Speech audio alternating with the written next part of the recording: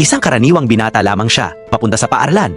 Ngunit sa hindi inaasahang pagkakataon, nakatagpo siya ng isang misteryosong alien na cube. Bigla itong dumikit sa kanyang katawan at binigyan siya ng kapangyarihang lampas sa imahinasyon. Nagsisimula ang kwento sa isang sinag ng liwanag na nagmumula sa loob ng isang gusali.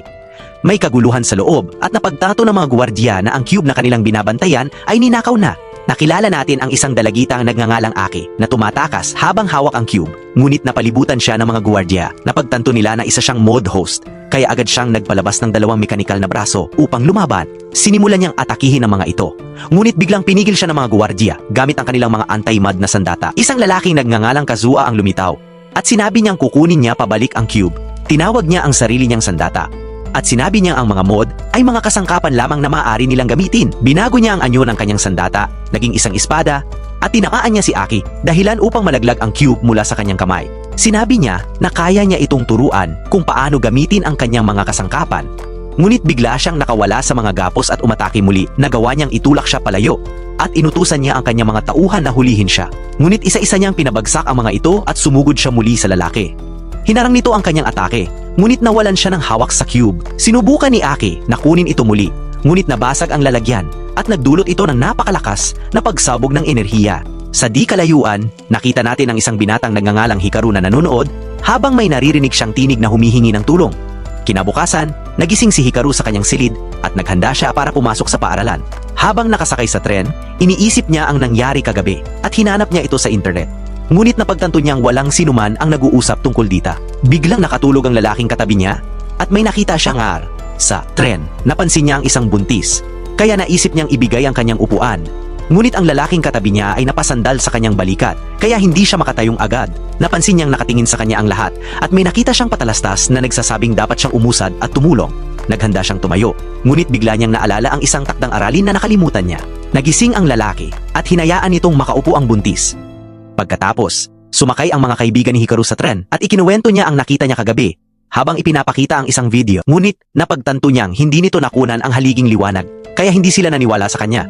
Isang dalagitang nagngangalang Mara ang lumapit at nagtanong kung ano ang tinitingnan nila, kaya ikinuwento nila sa kanya ang kakaibang istorya ni Hikaru. Tinanong nila siya tungkol sa tinig na narinig niya at sinabi niyang may humihingi ng tulong, kaya nagsimula silang mang-asar, sinasabing multo ang narinig niya. Ngunit bigla niyang narinig muli ang tinig at napagtanto niya kung saan ito nanggaling. Nagsimula siya maghanap, ngunit napunta siya sa isang ipinagbabawal na lugar. Isang gwardiya ang halos pumigil sa kanya, ngunit bigla itong nakatanggap ng utos mula sa kanyang nakatataas, kaya pinauwi na lamang si Hikaru. Gayunman, narinig niya muli ang tinig, kaya nagpasya siyang pumasok sa lugar. Doon, nakita niya ang cube, at napagtanto niyang iyon ang kumakausap sa kanya. Nang hawakan niya ito, bigla itong lumipad sa ere at dumikit sa kanyang likod, dahilan upang lumitaw ang isang haliging liwanag. Habang nagiging isang mekanikal na braso, napagtanto ng cube na ito ay nailigtas at nataranta si Hikaru dahil wala siyang ideya kung ano ang nangyayari habang pinapasalamatan siya nito. Sinubukan itong magpakilala, ngunit hindi nito maalala ang sariling pangalan. Sinubukan niyang hilahin ito palayo, ngunit napagtanto niyang hindi niya ito maalis dahil nakakabit ito sa kanyang hood. Biglang may lumitaw na isang drone at iniulat nitong natagpuan na ang target. Ngunit inisip ni Hikaru na isa lamang itong delivery drone. Kaya hinubad niya ang kanyang jacket. Iniisip na hindi niya sana kinuha ang cube dahil pakiramdam niya ay pagmamay-ari ito ng Kogami Group. Ngunit inakala ng drone na isa siyang miyembro ng ARMS at naghanda itong patayin siya. Agad siyang tumakbo, ngunit kumapit ang braso sa kanyang binti. Sinubukan niyang alisin ito, ngunit naabutan sila ng drone at sinubukan siyang hiwain. Ngunit pinrotektahan siya ng braso at winasak ang drone. Napagtanto niyang mapanganib ang braso, ngunit sinabi nito na wala silang oras para magpahinga dahil may paparating pang ibang mga drone. Nakita natin ang isang dalagita na naguulat sa kanyang nakatataas. Sinasabing natagpuan na ang trigger arm, ngunit tila nakipag-ugnayan ito sa isang tao. Binanggit niyang sibilyan lamang ang binata, ngunit walang pakialam ang kanyang nakatataas at inutusan siyang hulihin ang trigger arm sa anumang paraan. Nagtago si Hikaru mula sa mga drone at tinanong niya ang braso kung ano ang nangyayari. Ngunit sinabi nitong wala rin itong ideya at ang tanging alam nito ay mabuti siyang tao. Ipinaliwanag nitong hindi ito makakagalaw kung wala ang Aerium. Ngunit walang ideya si Hikaru kung ano ang sinasabi nito. Tinanong nito ang kanyang pangalan, ngunit nagsimula siyang maglakad palayo. Iniisip na magiging maayos din ang lahat dahil nakakagalaw naman ito. Sinabi ng braso na nasa panganib pa rin sila, ngunit sinisi niya ito sa lahat at naisip niyang kailangan na lang niya itong iwan. Ngunit bigla itong tumigil sa paggalaw, kaya agad siyang bumalik at muli itong nakagalaw. Napagtanto niyang hindi ito mabubuhay kung wala siya, kaya siya nagpasya siyang isama ito. Natuntun sila ng mga drone, kaya sinabi ng braso na kumapit siyang mabuti at hinila siya palayo. Sa di kalayuan, pinagmamasdan sila ni Kazuha. Iniisip na sapat na ang mga drone para mapatay sila. Samantala, nakita natin si Aki sa lugar at sinabihan siya ng kanyang kasamahan kung saan siya dadaan, ngunit napansin niyang masyadong makitid ang eskinita. Tinanong siya ng kanyang mga braso na sina C at Dex kung dudurugin ba nila iyon, ngunit sinabi niyang kaya niyang sumiksik at dumaan. Patuloy na tumatakbo si Hikaru. Iniisip kung kailan titigil ang mga drone sa paghabol sa kanya, ngunit biglang lumitaw si Aki. Tinawag niya sina C at Dex, at sa isang malakas na atake, winasak nila ang mga drone. Tinawag niya ang braso ni Hikaru na Alma, at binalaan siyang papatayin niya ito kapag gumalaw siya. Pinaalalahanan siya ni C at Dex na dapat nila itong protektahan, ngunit dumating si Kazuha at sinabing babawi siya sa nangyari kagabi. Sinabi ni Aki na hindi siya ang target niya, ngunit nakita niya si Hikaru habang sinusubukan itong tumakas. Kaya naisip niyang habulin ito, ngunit inatake siya ni Kazuha at sinabihan siyang huwag siyang baliwalain. Kaya nagpasya siyang harapin muna siya. Samantala, tumatakbo si Hikaru at nagsisimula siyang pagsisihan ang kanyang ginawa. Ngunit sinabi ni Alma na iwan na lamang siya dahil alam niyang siya ang target. Sinabi niya kay Hikaru na ayaw niyang ilagay siya sa panganib dahil mabuti siyang tao. Naabutan sila ni Aki at nakita nating natalo na niya si Kazuha. Sinabi niyang huwag silang gumawa ng gulo para sa kanya. Sinabi ni Alma kay Hikaru na tumakbo at may oras pa para sa kanya. Ngunit ayaw ni Hikaru na iwan siya. Kaya nagpasya siyang lumaban at naghanda si Aki na harapin siya. Sinasabing wala siyang ibang pagpipilian dahil lumalaban siya. Sinabi ni Elma na humakbang siya pasulong dahil iyon lamang ang paraan para mabuhay. Binanggit nitong naniniwala siya sa kanya.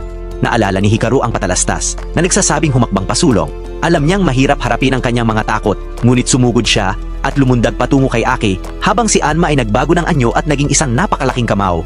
Sinubukan ni Aki na ipagtanggol ang sarili, ngunit malakas siyang ibinagsak sa lupa. Napaisip si Hikaru kung ano ang nangyari. Sinabihan siya ni Aki na sandali, ngunit tumakbo siya kasama si Elma at nakatakas sila mula sa ipinagbabawal na lugar. Nakita natin ang isang binata sa loob ng gusali ng Kagami at sinabi nitong ninakaw ang kanyang mod at si Elma ay pag-aari niya. Bumalik si Aki sa kanyang pinuno na napagtantong hindi niya nabihag si Elma. Humingi ng paumanhin sina Ciais at Dex sa kanilang pagkabigo at sinabing hindi nila inaasahan na magagamit ng isang sibilyan ang kapangyarihan nito. Sinabi ng kanyang pinuno na kailangan nilang kumilos agad dahil matutukoy siya ng Kugami Group at kailangan nilang protektahan ang binata. Nakita natin si Hikaru na papunta sa paaralan habang itinatago si Elma sa kanyang hood. Ngunit na magsimula ang klase, napagtanto niyang si Aki ay lumipat sa kanilang silid. Nakita niyang may nakaupo na sa tabi niya, kaya kumuha siya ng mesa at inilagay iyon sa pwesto sa tabi niya. Nalabis na ikinagulat niya habang sinasabi niyang ikinagagalak niyang makilala siya. Nakita natin ang isang dalagitang nagngangalang TS na nakamasid sa kanya at iniisip na guwapo siya. Tinanong siya ng kanyang kasamang si Werner kung gusto niya ito. Ngunit sinabi niyang dapat nilang seryosohin ang kanilang misyon. Pumunta si Hikaru sa palikuran at doon niya inisip si Aki habang sinabi ni Elma na tila ayaw naman siyang labanan nito. Kaya iminungkain nitong kausapin siya. Ngunit para kay Hikaru, nakakatakot siya. Kaya siya, naisip niyang tawagan ng pulis. Habang si Elma ay naglalaro sa rolyo ng tissue sa banyo at nang idilat ni Hikaru ang kanyang mga mata, napagtanto niyang balot na sila nito. Biglang dumating si Aki at sinabihan siyang huwag pumunta sa pulis dahil nakikipagtulungan ang mga ito sa Kugami Group. At sinabi niyang poprotektahan niya siya. Ngunit tumakbo si Hikaru at nakita ni Mara na hinahabol siya nito. Pagkatapos noon, tumambay si Hikaru at ang kanyang mga kaibigan sa bubong at sinimulan siyang asarin, sinasabing may gusto sa kanya si Aki. Nakita nila itong naghahanap sa kanya, kaya tinawag nila ito, ngunit bigla siyang nawala at nakita natin siyang nagtatago mula sa kanya. Sinabi ni Elma na kailangan niya itong kausapin, ngunit lumapit si Mara kay Aki at inisip ni Hikaru na mapapahamak siya dahil matalim ang tingin ni Aki sa kanya. Ngunit inilabas ni Mara ang mga matatamis na ginawa niya para sa kanya at hindi napigilan ni Aki na kainin ng mga ito, sinasabing napakasarap. Napagtanto ni Elma na hindi siya masamang tao at tinanong si Hikaru kung kakausapin na ba niya ito, ngunit pinili niyang matulog. Tinanong ni Mara si Aki tungkol kay Hikaru at naalala nitong kailangan niya itong hanapin, ngunit sinabi ni Mara na may plano siya. Pagkatapos ng klase, nilapitan ni Mara si Hikaru at binigyan siya ng liham. Napagtanto niyang galing ito kay Aki at sinabi nitong gusto siyang makipagkita sa lumang gusali ng paaralan. Sinabi ni Mara na buong araw siyang hinahanap ni Aki at sa tingin niya ay hindi siya nakikipag-usap dito dahil kinakabahan siya kapag may kasama siyang ibang tao. Dinala niya siya sa gusali, sinasabing walang makakakita sa kanila roon at pinilit siyang pumasok. Sinasabing hindi na siya makakatakas. Nakita niya si Aki at tinanong niya kung ano ang gusto nito sa kanya. Sinabi nitong miyembro siya ng ARMS at ang misyon niya ay bantayan si Elma. Binanggit niyang kailangan niya itong dalhin sa kanilang himpilan. Ngunit sinabi ni Ciais at Dex na kailangan ding isama si Hikaru dahil nakipagdeis na sa kanya si Elma. Wala siyang ideya kung ano ang ibig sabihin ng deis. Ngunit sinabi ni Elma na huwag siyang mag-alala at kailangan lamang niyang makipagtulungan. Gayunman, hindi siya sigurado kung mapagkakatiwalaan niya si Aki. Ipinaliwanag ni Elma na nais niyang matuto pa tungkol sa sarili dahil nawala ang kanyang mga alaala kaya nagpa siya si Hikaru na sumama kay Aki. Sinabi niyang gusto niyang tulungan si Elma. Ngunit tinanong niya si Aki kung bakit hindi ito makagalaw kapag lumalayo siya. Napagtanto ni Aki na si Elma ay nakipagdeis sa kanyang hoodie. Ngunit nalito siya dahil ang mga mod ay karaniwang nakikipagdeis lamang sa laman ng tao. Kaya naisip niyang kailangan siyang suriin at sinabi niyang wala siyang pagpipilian. Nataranta si Hikaru at sinabi kay Elma na magbago sa anyong kamao. Kaya sinubukan niyang ilabas ang kapangyarihan nito. Ngunit napagtanto niyang hindi siya sapat na malakas para mag-transform. Kaya tumakbo si Hikaru kasama si Elma habang hinahabol sila ni Aki. At narating nila ang labasan. Ngunit hindi siya pinayagang makaalis. Kaya napagtanto niyang kailangan niyang maghanap ng ibang daan palabas. Samantala, hinanap siya ni TS. Ngunit hindi niya ito makita at sinabi ni Wenner na may isang dalagita sa pasukan. Hindi makita ni Aki si Hikaru. At sinabihan siya ni Sis at Dex kung saan siya dapat pumunta. Ngunit hindi niya sinunod ang payo nila at nagpa siya siyang bumaba. Napagtanto ni Hikaru na malapit nang bumigay ang kisame at bigla itong gumuho. Ngunit nasalo siya ni Aki. Tinanong niya kung bakit hindi niya siya pinatay nang may pagkakataon siya. Inisip niyang hindi siya nakipagdeis kay Elma at sinabi ni Sis at Dex na maaaring minamanipula lamang siya nito. Kaya tinanong niya si Hikaru kung ano ang gusto niya kay Elma. Ngunit ipinaliwanag ni Elma na hindi masamang tao si Hikaru. Sinabi ni Aki na ipakita nila ang kanilang ugnayan. Kaya sinubukan niyang ilabas muli ang kapangyarihan, ngunit hindi pa rin siya makapag-transform. Inisip niyang banta si Hikaru kay Elma, kaya naghanda siyang patayin siya, ngunit biglang binuksan ni Mara ang pinto. Sinasabing may narinig siyang malakas na ingay. Nakita niya si Aki na nasa ibabaw ni Hikaru, kaya nataranta siya. Iniisip kung ano ang ginagawa nila. Sinabihan siya ni Aki na umalis, kaya tumakbo siya, habang iniulat ni Wenner na malinis na ang paligid. Napagtanto ni Aki na nawala si Hikaru, at nakita natin siyang nagtatago habang tinatanong si Elma kung gusto pa rin itong makipag-usap kay Aki. Ngunit biglang lumitaw si Wenner at napagtanto ni Hikaru na suot nito ang uniforme ng Kogami Group. Sinabi nitong nais niyang humingi ng tulong bago sila mahanap ng arms. Ngunit naalala ni Hikaru na sinubukan siyang patayin ng mga drone ng Kogami Group. Ipinaliwanag ni Wenner na nagkamali lamang sila at hindi nila siya natapos, kaya siya na mismo ang tatapos sa trabaho. Itinutok niya ang kanyang sandata at nagpaputok siya ng nagpakawala siya ng Sonic Blast. At inakala ni Elma na walang nangyari, ngunit biglang napaluhod si Hikaru dahil sa kakaibang pakiramdam. Sinabi ni Wenner kay TS na magpaputok na siya, ngunit sinabi nitong nakaharang siya, kaya tumabi siya. Binaril niya si Hikaru, ngunit iniligtas siya ni Elma at tumakbo siya palayo habang sinisisi niya si Wenner sa nangyari. Patuloy siyang nagpapaputok kay Hikaru na napagtantong pinapatay na siya at muling pinamanhid siya ni Wenner. Sinasabing wala na siyang matatakbuhan sa dulo ng pasilyo. Pinaputukan siya ni TS, ngunit biglang dumating si Aki upang iligtas siya. At sinabi nitong may dalawang shackled mod. Nalaman natin na ang mga shackle ay mga aparatong nag-aalis ng kamalayan ng mod at ginagamit ito ng Kogami Group upang gawing mga alipin ang mga ito. Binanggit ni Wenner na mas madali silang gamitin sa ganitong paraan at nagpakawala siya ng isa pang Sonic Blast na tumama kay Aki. Sinabihan niya si Hikaru na magtago habang lumalaban siya. Tumanggi siyang iwan siya. Ngunit ipinaliwanag niyang hindi nila maaaring hayaang makuha ng Kogami Group si Elma, kaya tumakbo siya palayo. Habang inaatake siya ni Wenner gamit ang kanyang mga talim, nagtaka si Hikaru kung bakit siya patuloy na hinahabol ng mga tao. Ngunit sinabi ni Elma na hindi nila maaaring iwan si Aki at nagpa siya siyang tulungan siya. Sinabi niya kay Hikaru na tumakas habang ililigtas niya si Aki. Sinubukan niyang lumayo, ngunit nag-atubili siya at nagpa siya siyang sumama kay Elma. Sinasabing kailangan nilang mag-isip ng plano. Binanggit niyang mapanganib ang Sonic Beam ni Wenner. Ngunit sinabi ni Elma na may ideya siya. Nakita natin na nashackle ni Wenner sina CS at Dex at pumunta siya sa bubong kung saan nakasalubong niya si TS na sinabing mukhang kawawa na si Aki. Ngunit sinabi nitong hindi nila siya maaaring patayin dahil ang utos sa kanila ay hulihin siyang buhay. Biglang dumating si Hikaru at sinabi niyang hindi nagagana ang atake ni Wenner sa kanya. Nagpakawala si Wenner ng isa pang blast ngunit hindi ito umubra at nakita nating ginagamit ni Hikaru ang kanyang headphones upang hadlangan ang ingay. Sumugod siya kay Wenner at sinabihan si Aki na lumaban.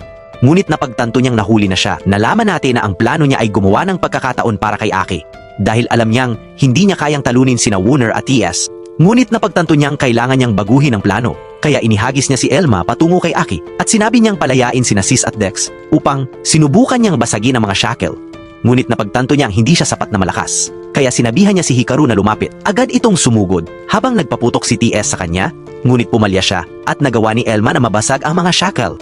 Hinablot ni Aki si TS at ginamit itong panangga at sumugod siya kay Wenner. Sinabihan siya ni TS na magpaputok, ngunit ayaw niyang tamaan siya, kaya sinabi niyang kailangan nilang tapusin ang misyon at napilitan siyang magpaputok. Ngunit ginamit ni Aki ang kanyang headphones upang protektahan ang sarili at pinasabog niya si Wenner palayo. Pagkatapos ng laban, nagsimulang gumuho ang gusali, kaya lumipad palayo si TS habang napagtanto ni Wenner na naiwan siya. Gumuho ang gusali, ngunit nakita nating ligtas sila at dumating ang pinuno ni Aki kasama ang kanyang kuponan. Sinasabing gumawa siya ng malaking gulo. Pagkatapos noon, nagising si Hikaru sa himpilan ng ARMS habang ipinaliwanag ng pinuno ni Aki na ang kanilang organisasyon ay laban sa Kogami Group. Dahil nais nilang maging malaya ang mga mod, ipinakilala niya ang sarili bilang si Elise at binanggit niyang ang kanyang mod ay tinatawag na Fist. Napagtanto ni Hikaru na kamukha ito ni Alma. Sinabi ni Fist kay Alma na mababawi nito ang kanyang mga alaala at tinawag niya itong nakababatang kapatid. Sinabi ni Alice na kailangan nila ang tulong niya upang pabagsakin ang Kogami Group. Sumang-ayon si Alma na sumama sa kanila. Sinasabing nais niyang tulungan ang kanyang mga kaibigan. Kaya napagtanto ni Hikaru na kailangan din niyang lumaban. Ngunit sinabi ni Alice na wala siyang kailangang gawin. Samantala, napagtanto ng mga gwardiya sa gusali ng Kogami na ninakaw ang isa pang mod na kilala bilang Orbus at nagpanik sila dahil alam nilang napakadelikado nito. Isang lalaking nagngangalang Quen ang nagsabi kay Hikaru na sinuri nila ang kanyang katawan at ipinaliwanag niya ang Eum ay isang kapangyarihang nililikha ng isip ng tao na kailangan ng mga mod upang gumana. Sinabi niyang napakababa ng Eum ni Hikaru kaya wala siyang potensyal bilang isang mod wielder. Sinabi ni Quen na wala silang ibang pagpipilian kundi iwan si Elma sa kanyang pangangalaga. Ngunit binanggit niyang napakahina ni Hikaru kaya hindi siya dapat kumilos ng mag-isa. Ngunit tumutol si Aki at ibinunyag niya na gawa niyang gamitin ang kapangyarihan ni Alma at inalok niyang sanayin siya upang lumakas. Pagkatapos noon, nakita natin si Elma na gumagawa ng push-ups habang nagtataka si Hikaru kung dapat ba itong magpalakas sa kanya. Dahil wala naman siyang ginagawa. Ipinaliwanag ni Aki na ang Ayum ay nakabatay sa espiritu at kailangan lamang niyang palakasin ang kanyang isip upang magkaroon ng progreso. Bumalik sila sa himpilan kung saan ipinaliwanag ni Alice ang tungkol sa isang magnanakaw na nagnanakaw ng mga mod mula sa kanilang mga may-ari. Sinabi niyang kailangan nilang mabawi ang mga mod agad dahil hindi mabubuhay ang may-ari kung mawawala ito sapagkat maglalabas sila ng Eum mula sa Days Point hanggang sa mamatay. Ipinaliwanag ni Fist na ang Eum ay misteryo pa rin sa kanila, ngunit alam nilang may malaking epekto ito sa katawan ng tao dahil nagkakaroon ng superhuman abilities ang mga may-ari kapag nakipagdeis ang mod sa kanila. Ngunit ipinaliwanag niya na ibang sitwasyon ni Hikaru dahil hindi nakipagdeis si Alma sa kanyang katawan. Tiningnan ni Aki ang mga marka sa biktima at napagtanto niyang inatake siya ng uri ng worm. Ngunit pinaalalahanan siya ni Alice na ang kanyang misyon ay protektahan si Elma at huwag hayaang makialam ang kanyang damdamin. Sa gusali ng Kogami, natuklasan ng mga opisyal ang pagkakakilanlan ng magnanakaw.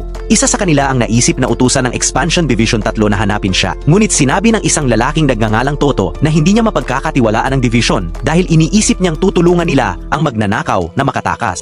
Binanggit niyang ang kanyang grupo na tinatawag na White Ravens ang hahabol at huhuli sa magnanakaw para sa kumpanya. Nakita natin si Hikaru na nahulog sa tabi ni Aki at tinanong siya kung saan siya pupunta at nakita nila ang isang grupo ng mga lalaki na nag-uulat sa leader na si Amana. Sinabi nito sa kanila na hanapin ang magnanakaw. Nalaman natin na miyembro siya ng White Ravens at alam ni Toto na ang magnanakaw ay kapatid ng presidente ng Kogami Group. Biglang lumitaw si Aki kasama si Hikaru na nagtataka kung ano ang ginagawa niya. Ngunit sinabi lamang ni Aki na manatili siya sa kanyang tabi at itago si Elma. Tinanong niya kung alam nila ang tungkol sa isang worm type na mod wielder. Ngunit biglang umatake ang mga ito kaya pinasabog niya sila palayo. Nakilala siya ni Amana at nalaman niyang miyembro siya ng ARMS. Na-blow away din si Hikaru na nagsabing imposibleng manatili sa tabi niya at nakita niya ang isang batang nagngangalang June na malapit na nagsabing tumakas siya dahil baka masaktan siya. Tumakbo si Hikaru kasama si June habang nagtransform ang mod ni Amana sa isang bisikleta at sinimulang habulin sila. Utos niya ang kanyang mga tauhan na harapin si Aki. Napalibutan sina Hikaru at June at malapit na silang atakehin, ngunit iniligtas sila ni Elma. Sinasabing hindi na siya maaring magtago dahil nasa panganib siya. Nakita nila si Amana na papalapit at napagtanto ni Hikaru na nawala si June, ngunit nakita ni Amana si Elma. Alam niyang hinahanap siya ng Expansion 3 kaya nagpasya siyang hulihin siya. Sinubukang tumakas ni Alma at Hikaru, ngunit nahabol sila ni Amana at kinabitan niya si Elma. Biglang lumitaw si Aki at tinamaan siya. Tinatanong tungkol sa worm type na mod wielder, ngunit sinabi nito na wala siyang alam at nagsimulang humingi ng buhay, kaya nagpasya siyang patawarin siya. Tinanong niya si Hikaru kung bakit siya tumakas at ikinuwento niya ang tungkol kay June, ngunit ipinaliwanag ni Aki na muntik na nilang mawala si Elma dahil sa kanya. Sinasabing mahina pa siya at kailangan manatili sa tabi niya, ngunit pinaalala niya na siya ang nag-iwan sa kanya roon at sinabing natamaan siya ni Aki kaya sapat na iyon at nagpasya siyang umuwi. Nakita natin si June na nanonood at napagtanto niyang si Hikaru ang mod wielder ni Alma kaya nagpasya siyang sundan siya. Biglang sumalubong si Aki kaya sinimulan niyang gamitin ang kanyang mod at napagtanto ni Aki na ito ay worm type. Nagsimula silang lumaban, ngunit napagtanto niya na hindi siya ang hinahanap niya. Ginamit ni June ang kanyang mecha uding upang pabolt si Aki. Nag-isip si Hikaru kung ano ang susunod na gagawin at iniabot sa kanya ni Alma ang kanyang telepono. Sinasabing humingi siya ng paumanhin kay Aki, ngunit napagtanto niyang nasa panganib pa siya kaya siya nakatanggap siya ng tawag mula sa numero ni Aki. Sinabi ni June na isuko ni Hikaru si Elma at ibinunyag na inalis niya ang mode ni Aki. Kaya mamamatay ito kung hindi kikilos si Hikaru. Sinabi ni June na handa siyang ipagpalit si Aki kapalit ni Alma. At ibinigay niya ang lokasyon niya kay Hikaru. Ipinahayag ni Hikaru ang sitwasyon kay Alice. Sinasabing kailangan niyang iligtas si Aki. Ngunit sinabi lamang ni Alice na hintayin ang kanyang bagong bodyguard. Pinaalalahanan siyang ang pangunahing prioridad ay protektahan si Elma. Sinabi rin niya kay Hikaru na napakahina niya para kumilos, kaya iniisip niyang wala siyang silbi. Ngunit sinabihan siya ni Elma na kumilas. Pinaalalahanan siyang nagawa na niyang iligtas si Aki noon. Kumbinsido siyang hindi niya kayang gawin mag-isa, kaya sinabi niya kay Elma na tulungan siya. Pumunta sila sa isang bodega kung saan nakita nila si Jim na naghihintay. Sinabi nito na gusto niyang kunin si Elma. Iniisip niyang walang halaga sina Seais at Dex kumpara sa kanya. Dahil sino mang nakipagdeis sa kanya ay magkakaroon ng pinakamalakas na katawan. Inatake niya si Hikaru. Sinasabing gamitin si Elma upang makipaglaban. Kaya iniiwasan niya ang mga atake at nagawang lapitan ang kalaban. Ngunit itinulak siya ni June palayo at naghanda itong tapusin siya. Sinasabing napakahina ni Hikaru para kumilos. Sinabi ni Hikaru na alam na niya iyon at sumugod siya. Sinubukan siyang pigilan ni June, ngunit itulak siya pabalik ni Hikaru kaya nagalit si June at nagdesisyong lumaban ng seryoso. Pinalibutan niya si Hikaru gamit ang kanyang mod na ginamit niya upang pabolt ito. Sinabi niyang tapos na ang lahat at inalis si Elma, sinasabing oras na para magpaalam sa kanyang walang silbing katawan. Ngunit biglang tinamaan siya ni Alma at tinawag si Hikaru na napagtanto niyang kailangan niyang tumulong. Inabot niya si Elma at biglang nagkaroon ng napakalaking pagsabog. Habang nailalabas ang tunay na kapangyarihan ni Alma, sinubukan ni June na talunin siya, ngunit napagtagumpayan siya ni Elma at halos hindi makapagtanggol si June. Sumugod si Hikaru habang nagsasanib si Alma sa kanyang braso at naghatid sila ng nakapipinsalang atake na nagpabagsak kay June. Sinabi ni Alma kay Hikaru na palagi siyang naniwala sa kanya, ngunit biglang lumitaw si Toto. Sinasabing sa wakas natagpuan niya si June. Sinabi niya kay Hikaru na huwag. Sinabi ni Toto na huwag siyang mag-alala dahil wala siyang balak lumaban at ibinunyag na ang misyon niya ay hulihin lamang si June. Ngunit kinuha niya sina Seais at Dex kaya sinabi ni Hikaru na ibalik ang mga ito. Naisip niyang kailangan niyang lumaban ngunit pinigilan siya ni June. Sinasabing gusto niyang siya mismo ang tumalo kay Hikaru kaya isinuko niya sina Seais at Dex at umatras siya. Sinasabing magkikita pa sila muli. Kinabukasan, nakita natin si Hikaru na tinatahi si Elma pabalik sa kanyang jacket at nilapitan siya ni Aki. Sinasabing matagal na niya siyang hinahanap. Ibinunyag niyang hinahanap niya ang worm-type na mode wielder na pumatay sa kanyang pamilya. Ngunit alam niyang hindi si June iyon at nagpasalamat siya kay Hikaru sa pagligtas sa kanyang buhay. Tinulungan niya itong manahi. Ngunit bigla napasigaw si Elma kaya sinabihan niya itong tumigil. Biglang dumating si Mara at tinanong si Aki kung gusto niya ng cookies. Ngunit nagulat siyang makita siya kasama si Hikaru at inisip niyang may espesyal na sandali ang dalawa kaya tumakbo siya palayo. Kumain naman si Aki ng mga cookies. Nakita natin ang mga miyembro ng ARMS na nagmamasid sa isang transport truck. Iniisip kung magagawa ni Hikaru ang kanyang misyon at nakita natin siya nagmamasid sa isang brute na kumukolekta ng mga mod. Iniisip ni Alma na kailangan nilang iligtas ang kanyang mga kasama. Ngunit sinabi ng isang miyembro ng ARMS na si Oyama na sundin ang plano. Sinimulan ng brute na suntukin ang isang mod. Pinilit itong mag-transform. Kaya nagalit si Elma at nagpasya siya kumilos na naging sanhi ng pagbangga ng truck. Tumakbo si Hikaru, ngunit hinabol siya ng brute. Sinasabing ibalik ang mode na kanyang iniligtas. Hirap siyang umiwas sa mga atake ng brute. At na-corner siya habang pinaputukan siya ng kanyon. Ngunit dumating ang isang miyembro ng ARMS na si Tini at iniligtas siya sa tamang oras. Patuloy silang hinabol ng brute. Ngunit biglang lumitaw si Aki at pinabagsak siya. Sinabi niya kay Hikaru na tumakas kaya dinala siya ni Tini palayo. Napagtanto ng brute na may dalawang mode si Aki. Ngunit inisip niyang matatalo niya ito dahil tatlo ang sa kanya. Ngunit nagmalfunction ang kanyang sandata at napagtanto niyang wala na siyang enerhiya. Sinabi ni Seais at Dex na wala siyang laban dahil hindi niya makokontrol ang kanyang mga mod nang walang tamang pagsasanay. Nakipag-ugnayan si Aki sa recovery team. Ngunit biglang lumitaw ang worm-type na mod at ang brute ay bumangon. Muli ang brute at napagtanto ni Aki na nawala na ito ng kontrol. Nagsimula ito umatake sa kanya at hirap siyang ipagtanggol ang sarili dahil napagtanto niyang mas lumakas ito. Ngunit biglang sumali si Hikaru sa laban at itinulak pabalik ang brute. Nagpaputok ito ng laser, ngunit madaling naipihit ni Elma ang atake. Sinubukan ng brute na durugin si Hikaru gamit ang isang truck. Ngunit sumugod siya at nagawang madaig ang brute at pabagsakin ito. Tumakbo si T papunta kay Hikaru. Sinasabing nailigtas nila ang napakaraming mod dahil sa kanya. Ngunit naisip ni Aki ang worm-type na kumontrol sa brute.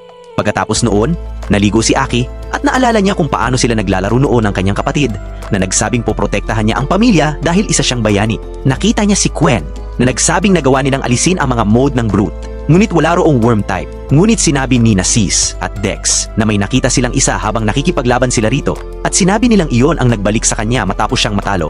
Kinabukasan, sinubukan ni Alma na gisingin si Hikaru. Sinasabing mahuhuli na siya sa paaralan, ngunit bigla lumitaw si Aki. Sinasabing tutulungan niya siyang makarating sa oras. Sa silid-aralan, Nagulat ang mga estudyante nang makita si Aki na buhat si Hikaru, kaya inisip ng lahat na may relasyon sila. Sinabi ni Mara kay Aki ang tungkol sa napakayamang transfer student at may tinig na tumawag kay Hikaru. Sinasabing pumunta siya sa bubong.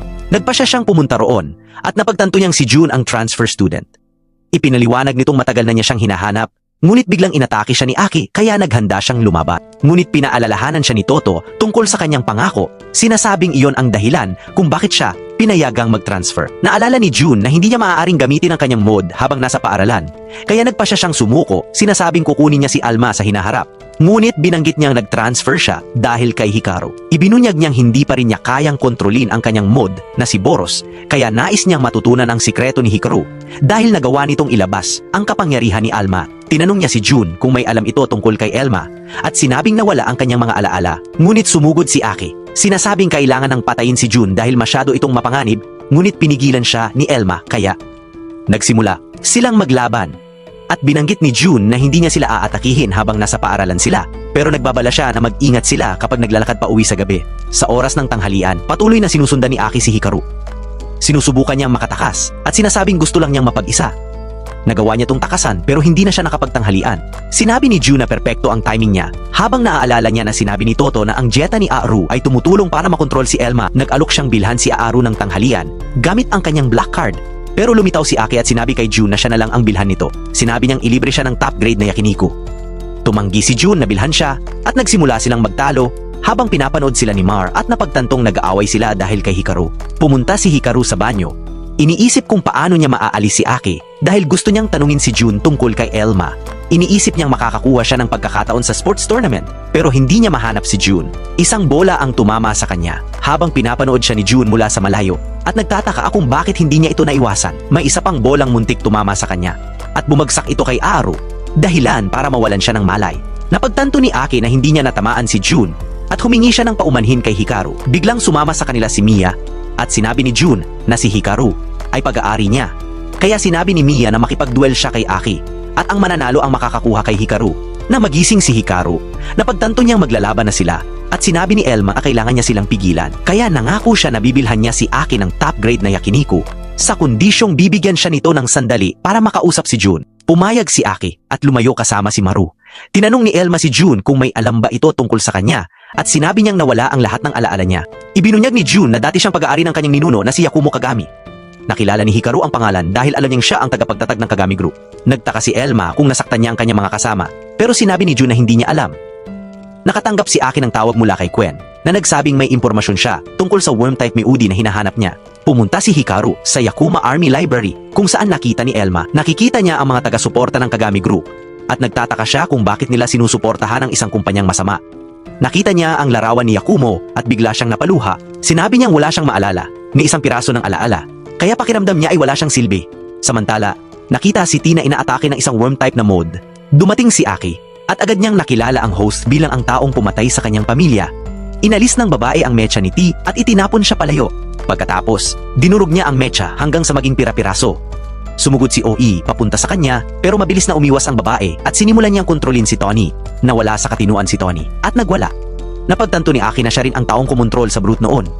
Sinimulan siyang atakihin ni Tony habang ginamit ng babae ang pagkakataon para makatakas. Lumaban si Aki at pinabagsak si Tani hanggang mawalan ito ng malay. Dumating si Hikaru sa eksena at agad niyang napansin na malubha ang kalagayan ni T. Dumating si Aya kasama ang iba at sinabi nilang kailangan siyang dalhin sa headquarters. Sumailalim si T sa gamutan.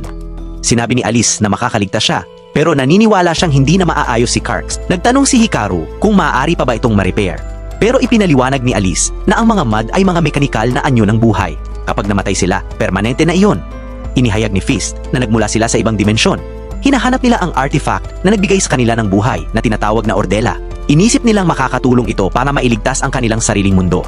Tinulungan sila ng mga tao na mahanap ito pero nagkaroon ng aksidente habang sinusubukan nilang gisingin ang kapangyarihan nito. Dahil dito, ginamit ni Elma ang lahat ng kanyang lakas para isil ang Ordela pero kapalit nito ay nahulog siya sa mahabang pagkakatulog. Ipinaliwanag ni Alus na mahalaga si Hikaru dahil ang kanyang mga nawalang alaala ang susi para ma-activate at masil ang Ordela. Makikita si Quen na nagsasabi kay Ake tungkol sa worm type na mode host. Inilahad niyang inaatake nito ang iba pang wielder sa nakalipas na mga buwan. Nagtaka si Ake kung bakit wala siyang narinig tungkol dito. Ipinaliwanag ni Quen na kinailangan niyang i-hack ang ARMS database para makuha ang impormasyon At sinabi niyang si Al ay tila nag-iimbestiga ng kaso ng mag-isa. Binanggit niya na ang unang record ay mula 8 taon na ang nakalipas at napagtanto ni Aki na iyon ang insidenteng ikinamatay ng kanyang pamilya. Bigla silang nakarinig ng notification at si Quen. Binanggit ni Quen na muling nagpakita ang worm type na mud wielder, kaya agad na nagmadaling hanapin ni Aki ang kalaban. Pagdating niya, nakita niya ang babae at inutusan niya itong ipakita ang mukha nito. Ngunit nang makalapit siya, napagtanto niyang ang babae ay ang sarili niyang kapatid na si Fubuki. Sa isang alaala, makikita si Aki na nakikipaglaro kay Fubuki. Inuutusan ni Fubuki sina CZ at Dex na ikulong ang prinsesa dahil sila raw ang mga kontrabida. Pero tumanggi silang makisama at ayaw rin ni Aki na labanan sila. Napagtanto ni Fubuki na magulo ang kwento. Isang babae ang tumawag sa kanya at sinabi nitong may bago silang mode. Sinubukan ni Aki na sundan siya pero nadapa siya. Kaya sinalo siya ni Fubuki at sinabing gampanan niya ang papel niya bilang bayani. Pagkaraan ng ilang sandali, nasunog ang gusali. Habang hinahanap ni Aki ang kanyang kapatid, nakita niya ang cube ni Sisi pero wala ang kanyang pamilya. Bumalik sa kasalukuyan ng eksena habang niyayakap ni Fubuki si Aki. Bigla siyang umubo at lumitaw ang kanyang mode na si Amaryllis. Inatake ito ni Sis at Dex. Nahulog ang hairpin ni Aki at inisip niyang kinokontrol ni Amaryllis si Fubuki. Lumitaw ang iba pang miyembro ng ARMS kaya umalis si Fubuki sa lugar. Naiwan ang hairpin ni Aki sa lupa at nakita iyon ng iba. Sinabi ni Fubuki na ayaw niyang makialam ang ARMS at sinisisi niya si Amaryllis sa pagkamatay ng kanilang mga magulang. Pero ipinaliwanag ni Fubuki na inosente si Amaryllis at siya mismo ang may kasalanan sa nangyari. Sinabi ni Amaryllis na aksidente ang lahat at ang mga siyentista ay nagsasagawa lamang ng eksperimento. Ngunit biglang nag-react ang ayong ni Fubuki at winasak ang lahat sa paligid. Tinanggal ang sinus mula sa katawan ni Fubuki at sinubukan ni Amaryllis na makipag-bond sa kanya, umaasang mapapabuti nito ang sitwasyon. Ngunit lalo lamang itong lumala dahil nasa matinding takot si Fubuki at ang kanyang ayom ang naging dahilan para mawala ng kontrol si Amaryllis. Hindi naniwala si Aki sa paliwanag at ipinaliwanag ni Fubuki na sinubukan lamang siya iligtas ni Amaryllis, ngunit bigla siyang bumagsak.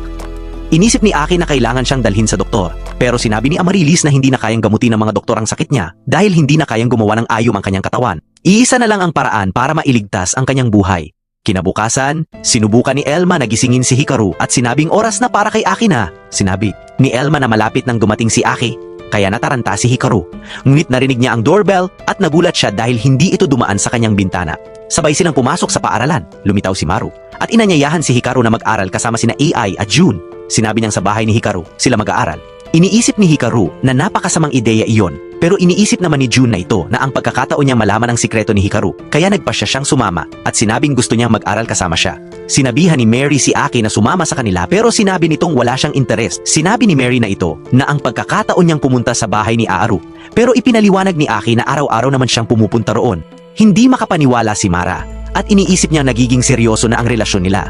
Sinabi ni Hikaru kay Aki na kakaiba ang kilos niya at tinanong kung ano ang nangyari.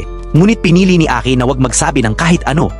Samantala, may isang miyembro ng ARMS na lumapit kay Quen at tinanong kung ano ang nangyari kay Aki. Sinabi niyang wala siyang alam pero hindi siya pinaniwalaan. Hinila siya sa buhok kaya napilitan siyang sabihin ng totoo. Ibinunyag ni Amaryllis na may kapangyarihan siyang sumipsip ng Ayum mula sa ibang mode hosts. Iyon ang paraan kung paano niya natutulungan si Fubuki. Ngunit sinabi niyang lumalala na ang sakit nito at tinanong niya si Aki kung handa ba itong gawin ang lahat para mailigtas ang kapatid dahil nauubusan na sila ng oras. Ipinaliwanag ni Amaryllis na ang tanging paraan para mailigtas si Fubuki ay ang patayin si Hikaru dahil espesyal ang kanyang Ayum at maaari nila itong gamitin upang iligtas siya. Pagkatapos nito, makikita ang mga mode wielders na nawawala sa kontrol at nagwawala. Nagtataka ang lahat kung ano ang nangyayari. Sinabi ni Alice na nasa panganib ang mga sibilyan. Kaya inutusan niya ang mga miyembro ng ARMS na i-secure ang mga subject. Natalo ni Oyama ang isa sa kanila at nakilala niya ito bilang miyembro ng Kagami Group. Kaya napagtanto niyang hindi sila ang may kagagawa ng insidente. Si Kazuha ay handa nang umatake sa isa pang subject. Ngunit naunahan siya ni Aman. Nakilala niya si Amana at alam niyang miyembro ito ng White Ravens. Tiningnan siya ni Aman ng may paghamak at nakilala siya bilang miyembro ng Expansion 3. Sumuod siya kay Amana pero naharang ang kanyang atake at madali siyang natalo. Si Hikaru at ang iba pa ay naghahanda sila para sa study session. Ngunit biglang nakatanggap si Hikaru ng mensahe mula kay Ice. Sinabi niyang hindi siya makakasama at agad siyang nagdungo sa headquarters. Doon, ipinakita ni Alice kung ano ang nangyayari. Ipinakita niya ang worm type na mode na kumokontrol sa mga subject. Nagtaka si Hikaru kung sangkot ba si Aki. Ipinaliwanag ni Alice na nakipag-ugnayan si Aki sa taong nasa likod ng insidente at naniniwala siyang kailangan itong hulihin dahil pinagtaksilan sila. Ipinaalala ni Elma na kakampi nila si Aki, ngunit sinabi ni Fist na hindi mahalaga iyon at hindi nila dapat hayaang manaig ang emosyon sa kanilang paghatol. Nagpasya si Hikaru na hanapin si Aki bago pa siya maunahan ng arms, ngunit nakita niya si Quen na tinawag siyang tanga dahil tumatakbo siya ng walang plano. Lumitaw si Warner at ipinaliwanag ni Quen na makakatulong ito sa paghahanap kay Aki. Ipinakita ang mode ni Warner na si Kagaru. Humingi ito ng paumanhin dahil sinubukan niyang patayin si Hikaru noon. Ibinunyag niyang iniligtas siya ng arms mula sa kontrol ni Uner, kaya malaya na siyang kumilos. Ngunit sinabi niyang ayaw niyang iwan si Uner dahil nais niya itong turuan kung paano maging isang Bushida warrior. Inutusan niya si Uner na lumuhod sa sahig at sinabing kailangan itong pagbayaran ang kanyang mga kasalanan. Naglibot sila sa lungsod habang ipinaliwanag ni Kagaru na makakatulong ang kanyang sonar para mahanap ang ayom ni Aki. Biglang lumitaw si Jun at sinabi kay Hikaru na hindi siya aalis sa tabi nito hanggati hindi niya natutuklasan ang kanyang sikreto. Ngunit tinanong siya ni Elma kung tutulungan ba niya silang hanapin si Aki at sinabi niyang maaari silang mag-study session pagkatapos nila itong mailigtas. Makikita si Toto na nakikipag-usap sa presidente ng Kagami Group. Sinabi niyang nasasangkot na si Jun sa insidente. Nagtanong si Toto kung dapat ba nila itong ibalik dahil maaaring masaktan ito. Ngunit sinabi ng presidente na wala silang kailangang gawin dahil hindi prioridad ng kumpanya ang kanyang kaligtasan. Patuloy na hinanap ni Kagaru si Aki at nakakuha siya ng signal. Dinala niya sila sa lugar kung saan natagpuan ni Aki si Fubuki. Sa wakas, nakita nila siya. Ngunit masama ang tingin niya sa kanila at napagtanto ni Hikaru na may mali. Sinubukan niya itong kausapin. Ngunit sinabi ni Aki na kailangan siyang sumama sa kanya kahit pa kailangan niya itong pilitin sa pamamagitan ng puwersa. Pinigilan siya ni Jun. Sinasabing si Hikaru ay pag-aari niya kaya nagsimula silang maglaban. Nagawa niyang pigilan si Aki. Pumagitna si Hikaru at hiniling na magpakalma silang dalawa. Tinanong niya si Aki kung bakit kailangan siya nito. Ipinahayag ni Sis at Dex ang sitwasyon ni Fubuki. Naalala ni Jun na maaring kinokontrol ni Amarili si Aki. Pero pumayag pa rin si Aoru na tulungan siya. Pinapaalala na magkaibigan sila. Binanggit rin ni Elma ang Aiku at sinabi nilang dapat silang magsalo kapag tapos na ang lahat. Inisip ni Jun na halatang bitag iyon pero nanindigan si Hikaru na pupunta pa rin. Nakita ni Jun kung gaano kalayo ang handang gawin ni Hikaru para kay Aki, kaya nagbago ang isip niya. Sinabi niyang ayaw niya ng awa ni Hikaru at naalala niyang hindi sila kailanman naging magkaibigan. Nagpasya siyang umalis nang hindi isinasama siya. Bumalik siya kay Fubuki at napagtanto ni Amaryllis na hindi niya nadala si Hikaru. Pinaalalahanan siya na hindi natatagal ang katawan ni Fubuki. Naisip ni Aki na kailangan nilang humanap ng ibang paraan. Pero iniisip ni Fubuki na mas mahalaga kay Aki si Hikaru kaysa sa kanya. Tinanong niya si Aki kung handa ba itong mawalan muli sa kanya. Nag-alok si Aki na ibigay ang sarili niyang ayum para kay Fubuki. Iniisip ni Elma na kailangan nilang sundan si Aki pero nalungkot si Hikaru nang marinig na hindi sila magkaibigan. Iniisip niyang hindi nila dapat hadlangan si Aki.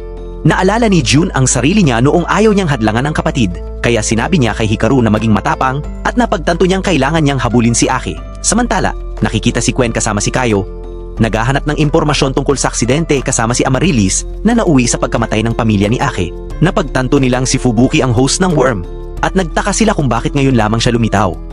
Biglang sumali si Alice at sinabi niyang ang target nila ay ang ayum ni Hikaru. Nagtaka si Quen kung bakit hindi sinabi kay Aki na buhay pa ang kanyang kapatid. Pero ipinaliwanag ni Alice na kinokontrol lamang si Fubuki ni Amaryllis. Kaya hindi niya inakala na kayang hawakan ni Aki ang sitwasyon at nais niya itong ayusin ng palihim. Samantala, sinabi ni Amaryllis kay Aki na hindi sapat ang kanyang ayum kaya si Hikaru na lamang ang tanging opsyon. Sinabi ni Fubuki kay Aki na kailangan siyang parusahan dahil hindi nakinig. Napagtanto ni Aki na kinokontrol siya at nagsimula silang maglaban. Biglang nakiusap si Fubuki para sa tulong ni Aki kaya na-distract si Aki at nahuli siya. Sinabi ni Amaryllis na madaling lokohin si Aki at iniisip niyang sakupin ang katawan nito. Ibinunyag ni Amaryllis na siya ang pumatay sa mga magulang ni Aki para makuha ang katawan ni Fubuki kaya nahulog sa kawalang pag-asa si Aki. Biglang sumugod si Aaru sa bintana at tinaboy si Amaryllis. Nagtanong si Aki kung bakit siya dumating, sinasabing siya ang target pero hindi ito inalintana at sinabi niyang kaibigan niya si Aki. Bumangon muli si Amaryllis at sinabi ni Aki sa kanila na kinokontrol ang kanyang kapatid. Nahuli si Jun pero hinawakan niya ito para hindi makalapit kay Hikaru. Nakilala ni Amaryllis si Ouroboros pero natawa lamang siya dahil peke lang iyon. Nabigla si Hikaru at nabangga at napansin ni Elma na humihina na ang kanyang kapangyarihan. Napagtanto niyang sinipsip ni Amaryllis ang kanilang ayum sa kanyang atake. Pumagitna si Aki at pinuri siya ni Amaryllis sa dedikasyon niya sa trabaho. Ngunit binanggit na ginagawa niya iyon dahil kaibigan niya si Hikaru. Sinabi ni Amaryllis na si Fubuki ay hostage pa rin kaya wala talagang magagawa si Aki. Inihanda ni Amaryllis ang kanyang atake kay Hikaru at sumugod siya. Ginamit niya si Aki bilang panangga, kaya siya ang natamaan at nasugatan. Sinimulang sumipsip ni Amaryllis ang ayum ni Hikaru. at napagtanto niyang kasing sagana ito noong nakaraang 100 taon. Nagtaka si Elma sa ibig sabihin nito. Sinubukan ni Aki na makalaya pero sinabi ni Amaryllis na wala na siyang silbi. Humingi siya ng tawad sa pagkabigo niyang iligtas si Fubuki. At muling nagmakaawa sa iba para tumulong. Biglang bumuhos sa katawan ni Hikaru ang mas marami pang enerhiya. Nasabik si Amaryllis sa dami ng ayom na kanyang sinisipsip. Ngunit biglang napasobra si Hikaru sa kanya at nagawa niyang palayain si Aki. Nang magkalas ang alikabok, nanghina si Hikaru kaya si June ang humarap kay Amaryllis. Ngunit hindi niya iniisip na karapat dapat si June sa kanyang oras. Sumugod siya gamit ang kanyang mode. Tumatanggi na hindi pansinin. Sinubukan ni Amaryllis na lumaban, pero ginamit ni June ang lahat ng kanyang lakas at nagawa niyang hilahin siya palayo kay Fubuki. Agad na tumakbo si Aki sa kanyang kapatid. At nang magising ito, tila bumalik sa normal ang kanyang katawan. Kinokontrol ni Amaryllis ang iba pang mga puppet niya, pero nagawa ni Aki na patalsikin ang mga ito. Inihanda ni Amaryllis ang kanyang atake, ngunit sumugod si Hikaru at pumutok ang bahagi ng katawan nito. Nagulat siya sa lakas ni Hikaru, kaya inilabas niya ang lahat ng kanyang kapangyarihan para labanan siya. Ngunit nagawa ni Hikaru na malampasan siya. Habang unti-unti siyang nababasag, sinisi niya si Elma sa lahat. Sinasabing responsable ito sa pagkamatay ni Yakumo. Unti-unti siyang nawawala. Nagalak si Hikaru na tapos na ang lahat. Ngunit nagtataka si Elma sa ibig sabihin nito. Nakita natin na sa totoo, nakaligtas siya. Ngunit nahuli siya ng isang misteryosong lalaki. Pagkatapos, nakita si Aki na muling pumasok sa silid ni Aaru. Sinasabing gisingin siya. Ngunit natutuwa lamang siya na bumalik si Aki sa normal. Habang papunta sila sa paaralan, pinasasalamatan ni Aki si Aaru sa lahat. Ngunit sinabi nitong huwag mag-alala dahil magkaibigan sila. Humingi si Aki ng pabor. Gusto niyang tulungan siya sa pag-aaral upang matuturo niya kay Fubuki. Pumayag si Aaru at nangako si Aki na mas paigtingin ang pagbabantay sa kanya. Ngunit sinabi ni Aaru na hindi na kailangan. Samantala, sa Kagami Group, makikita silang sumusubok ng isang gate. Natutunan natin na sinusubukan nilang buksan ang portal papunta sa Mode World upang kumita sa pamamagitan ng pagkuha ng kontrol sa lahat ng mode doon. Sinabi ng direktor na kailangan nilang Ordelia bilang power source, ngunit kailangan ng trigger arm para ma-activate ito, kaya determinado siyang kunin si Elma. Nakita natin si Elma noong unang nakilala niya si Yakumo. Humingi siya ng paumanhin sa paglahok nito. Alam niyang wala itong kinalaman sa nangyayari. Ngunit sinabi ni Yakumo na makakaraos sila at magsasalo sila sa pagkain. Naramdaman ni Elma ang napakalakas na irium at napagtanto niyang galing ito kay Yakumo. Bumalik sa kasalukuyan, nakita ni Mary si Hikaru kasama si Anaki at Oyama. Sinabi ni Oyama na siya ang magiging bagong bodyguard ni Aaru dahil hindi mapagkakatiwalaan si Aki. Tumanggi si Aki na i-turn over siya, kaya nagsimula silang magtalo. Iniisip ni Mera na delikado siya, kaya humingi siya ng tulong. Makikita si Kazuha na nagtatrabaho bilang security guard at nalaman nating kinumpiska ang kanyang mod. Ngunit narinig niya si Mude na humihingi ng tulong, kaya lumapit siya kay Oyama at sa iba. Sinasabi na si Akaru ay nasa ilalim. Nasa ilalim ng arrest si Akaru, pero biglang tumalon si Aki kasama siya at bumagsak sila sa ibabaw ng isang truck. Habang hinahabol sila ni Kazuha, sinubukang pigilan siya ni Oyama. Sinabi ni Toto kay Jun na sira na si Ouroboros at kailangan ng katawan nito para gumana ng maayos. Pinayuhan niya si Jun na manatili muna sa bahay, pero tumanggi ito. Ayaw niyang makita ng kapatid kung gaano siya kahina. Bumalik tayo kay Aaru at humingi ng paumanhin si Alma sa pagkasira ng payapang buhay nito. Pinapaalala niya kay Alma na nangako siyang mananatili sa kanya hanggang sa bumalik ang kanyang mga alaala. Biglang pumasok sina Sinis at Dex at sinabi nilang kailangan nilang kumain bago makarating ang truck sa paaralan. Ngunit biglang huminto ang truck. Lumitaw ang 3 miyembro ng Expansion 3 at pinatulog ang driver. Isang babae na si Forte ang nagsimulang barilin si Aaru, kaya inagapan siya ni Aki. Sinabihan niya si Aaru na pumunta na sa paaralan habang siya ang haharap sa mga ito. Dumating si Kazuha para pigilan siya at nagtataka siya kung ano ang nangyari kay Oyama. Makikita si Hikaru na pinagsasama-sama ng kanyang mga kaibigan para salakayin siya. Sinabi ni Kazuha na hahanapin nila si Hikaru upang maibalik ang kanyang reputasyon. Nakita ito ni Tuwa at nagtataka kung ano ang ginagawa niya roon. Lumitaw ang isang mode wielder na nagsabing baguhan siya. Napagtanto ni Kazuha na ang mode ng bata ay ibinigay sa kanya. Sumugod ang bata kay Aaru pero pinabagsak siya ni Kazuha at sinabihan na ibalik ang kanyang mode. Nakuha niya ito muli. Napansin ni Forte na nasisira ang kanilang plano. Sumugod si Aki laban sa kanya pero lumihi siya at inihanda ang baril upang sumagot. Bumangga siya kay Kazuha kaya sinabihan niya itong huwag makialam. Nagpatuloy si Forte sa pakikipaglaban kay Aki habang inaatake ni Kazuha si Hikaru. Ginamit ni Hikaru ang kapangyarihan ni Elma at sinunggaban ang kanyang mode bago ito ihagis kay Forte. Sinundan ito ni Aki at natalo silang dalawa. Sinabi ng leader ng grupo na sapat na ang ginawa ni Aki para sa kanyang kabayaran at inutusan ang lahat na umatras. Sinubukan ni Aki na pigilan ang baguhan pero nagkamali siya. Sinubukang palayain siya ni Hiro pero inatake siya ni Kazuha mula sa likuran. Pinrotektahan siya ni Elma pero nawalan siya ng malay nang bumangga sa lupa. Nang magising siya, nakita niya si Oyama na nagsabing natutuwa siyang maayos si Aaru. Humingi ng paumanhin si Elma sa nangyari. Sinasabi na maaari siyang mamatay. Iniisip niya, sobrang. Nag-aalala si Elma, ngunit ipinaliwanag niya na ayaw niyang mawalan muli ng kaibigan dahil sa kanyang mga ginawa. Napagtanto ni Hikaru na naibalik na niya ang kanyang mga alaala. Ibinunyag ni Elma na bumalik ang kanyang mga alaala pagkatapos nilang labanan si Amaryllis. Nagtaka si Hikaru kung bakit hindi niya sinabi noon, pero ipinaliwanag ni Elma na ayaw niyang masangkot si Aaru sa kanyang problema. Nagsimula siyang umalis at inisip ni Aki na hindi nila kailangan gumawa ng anuman dahil hindi siya makagalaw kapag higit 5 metro si Hikaru. Ngunit hindi siya huminto, kaya lahat ay hinabol siya. Sinabi niya sa kanila na iwan siya mag-isa. Pumasok siya sa isang madilim na iskinita. Bumalik sila sa ARMS headquarters at ipinaliwanag ni Fist na nang maalala ni Alma ang lahat. Naibalik niya ang kanyang kapangyarihan upang makalikha ng Eum, kaya maaari na siya kumilos ng hindi umaasa sa tao. Iniutos ni Alice na hanapin siya, ngunit sinabi niya kay Hikaru na wala na siyang silbi dahil ordinaryong mamamayan na lamang siya. Iniisip ni Quen na dapat masaya siya dahil maaari na siyang bumalik sa payapang buhay. Ngunit humingi siya ng paliwanag kay Alus. Ipinaliwanag ni Fist ang kasaysayan ng mod na muntik nang maubos dahil sa energy crisis. Naglakbay sila upang hanapin ang kanilang ninuno na si Orella. Iniisip na makakatulong siya sa kanila. Habang naglalakbay, nakatulog sina Fist at Elma dahil naubos ang kanilang enerhiya. Nakita ni Yukumo at ng kanyang kapatid ang liwanag mula sa minahan, kaya nagpasya silang suriin ito. Biglang nagkaroon ng lindol at nakita ni Hio si Alma. Pinili niyang dalhin si Alma pauwi bago bumagsak ang minahan. Nang magising si Fist, napagtanto niyang nakipag-bond na si Alma kay Yukumo habang kasama ang nakatatandang kapatid nito na si Hio na isang siyentista.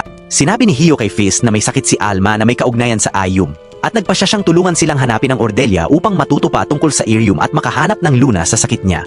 Gusto ring tumulong ni Yukumo kaya sumali siya sa paghahanap nila kay Ella. Natagpuan nila ito sa isang kuweba at sinubukan nilang ibalik ito sa buhay pero biglang pumutok ito sa kanila. Napansin ni Hayo na hindi niya inaasahan ang ganitong pangyayari.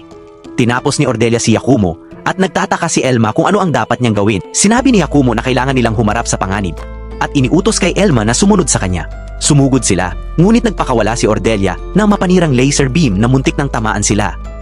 Inisip ni Elma na wala silang laban pero tumanggi si Yakumo na sumuko. Sumugod siya at habang umiwas sa mga atake ni Ordelia, napalapit siya at pinukpok ito gamit ang lahat ng lakas niya na nagdulot ng malakas na pagsabog na naghiwalay kay Elma sa kanyang katawan. Nasial ang kapangyarihan ni Ordelia, ngunit nag-aalala si Elma kay Yakumo. Iniisip niyang hindi niya alam ang gagawin kapag wala ito. Sinabi ni Yakumo na hindi siya mamamatay ng ganoon kadali at makakalabas sila sa sitwasyon at magsasalo sa pagkain. Ngunit biglang namatay si Yakumo at nagluksa si Elma sa kanyang pagkawala. Pagkatapos nito, nakatulog si Elma dahil naubos ang kanyang lakas at hindi siya nagising hanggang sa makita siya ni Aaru. Bumalik tayo sa kasalukuyan at natagpuan ni Jun si Elma. Napagtanto niyang wala si Hikaru. Sinubukan niyang kumonekta sa kanya, ngunit hindi ito gumana. Naiinis si Jun at naisip na hindi siya karapat-dapat maging wielder ni Elma. Tinanong niya kung bakit wala si Hikaru. Samantala, nakatanggap si Hikaru ng mensahe mula kay Aki na nagpadala ng video kung saan tinatawag siya ni Elma. Napag-isip ni Hikaru na kailangan siya ni Elma kaya dali-dali siyang tumakbo upang hanapin ito. Biglang tumawag ang numero ni Jun at sinagot niya ito. Napagtanto na si Elma ang nasa kabilang linya. Naalala niya kung paano tinulungan siya ni Elma noong una silang magkakilala kahit wala siyang alam tungkol dito. Sinabi ni Elma na si Hikaru ang pinakamabait na tao na nakilala niya. Ngunit sinabi rin niyang panahon na para maghiwalay sila dahil hindi na niya kailangan ng tulong ni Hikaru at ayaw niyang masangkot ito. Pinapasalamatan niya si Hikaru sa lahat at isinara ang tawag habang umalis si Jun kasama si Elma. Biglang lumitaw si Toto at sinabi kay Jun na oras na para bumalik. Tinanong ni Aki si Hikaru kung nahanap na ba niya si Elma pero ipinaliwanag niya na hindi na siya kailangan ni Elma. Iniisip niya na hindi siya karapat-dapat na pumalit kay Yakumo. Pinagalit siya ni Aki at sinabihan siya magpakatatag. Ipinaliwanag niya na tungkulin niyang protektahan si Hikaru at si Elma kaya kailangan nilang manatiling magkasama. Sinabi ni Hikaru na si Elma matagal nang gustong makasama ni Aki si Hikaru pero iniisip niya na nahihirapan si Elma na mag-move on. Sinabi niya na alam niyang imposible para kay Elma na umusad dahil masyado siyang nakatuon sa kanyang nakaraan. Pinayuhan niya si Hikaru na hanapin si Elma dahil hindi niya malulutas ang problema kung hindi siya kikilos. Sinabi ni Hikaru na ayaw niyang gawin iyon pero naalala niya ang sinabi ni Elma na kailangan niyang magpatuloy sa pag-abante kaya nagpasya siyang hanapin ito at sinabing paparusahan niya ito sa pagdedesisyon na mag-isa.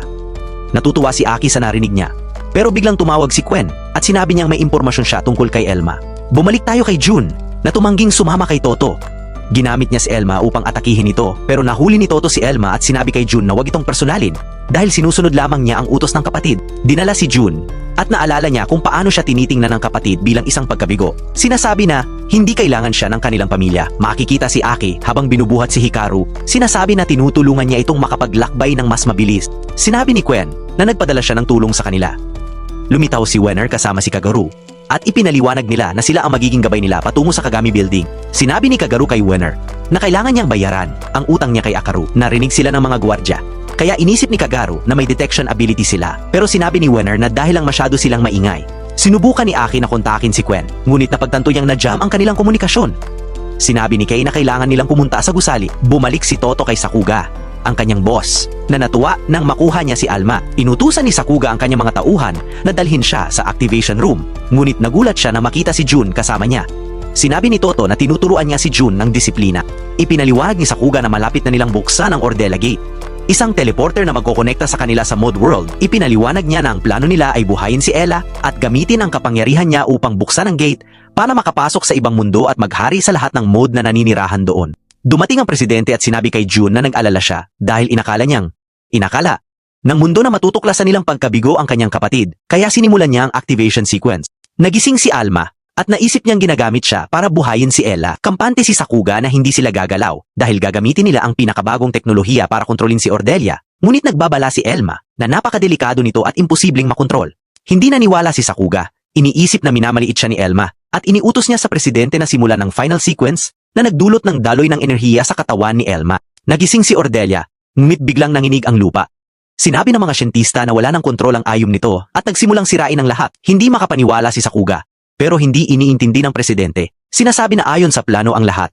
Pinatigil ni Ordelia ang gusali habang pinapanood ni Aki at Akaru mula sa malayo. Napagtanto nilang nabuhay na si Ordelia dahil sa Kagami Group. Iniisip ni Hikaru na nasa panganib si Elma kaya tumakbo siya upang hanapin ito. Nagsimula ng mabalisa si Sakuga. Sinasabi na wala siyang ideya sa nangyayari at sinabi ng kanyang tauhan na oras na para lumikas. Nagising si Jun at nakita si Toto. Kaya tinanong niya kung ano ang nangyari. Iniisip ang plano ng kapatid. Sinabi lamang ni Toto na huminahon at ipinakita niya si Orboros. Sinasabihan si Jun na ayusin ang kanilang gusot sa kapatid. Makikita si Sakuga habang papalabas. Ngunit hinarang siya ni Hikaru. Sinasabihan na ibalik si Elma. Tinawag ni Hikaru si Aki, ngunit napagtanto niyang nag-iisa siya. Nakita natin si Aki na naghahanap kay Hikaru. Iniisip kung saan siya tumakbo. Hindi pinansin ni Sakuga si Hikaru, ngunit biglang lumitaw si Quen. Sinabihan ni Hikaru na pigilan si Sakuga at umalis si Quen upang hanapin si Aki. Iniisip ni Quen na talunan na siya dahil hindi niya alam kung paano lumaban. Sinimula ni Forte ang pagbabaril, kaya tumakbo siya upang makatakas. Nagtago siya at iniisip kung ano ang magagawa niya hanggang sa dumating si Aki. Nakita niya ang isang nakadena na mod, kaya ginamit niya ang kanyang susi upang palayain ito. Tumayo ito kasama niya. At sinabi niya kay Forte na huwag siyang guluhin. Sinimulan niyang atakihin ito, ngunit pinutok siya ni Tua. Sinasabing huwag siyang katakutan dahil baguhan lang ito. Sumugod siya, ngunit bigla siyang nanghina at muling pinagbabaril ni Forte. Napagtanto niya hindi umubra ang plano niya. Dumating si Aki kasama ang iba at sumugod si Kazula sa kanya. Sinasabing ang mga mod wielder mula sa expansion 3 ang mga piling elite, kaya wala siyang laban sa kanila. Kinontrol niya ang kanyang mod. Tinatawag itong walang silbing kasangkapan, kaya pipilitin niya itong sundin ang gusto niya. Sumugod siya.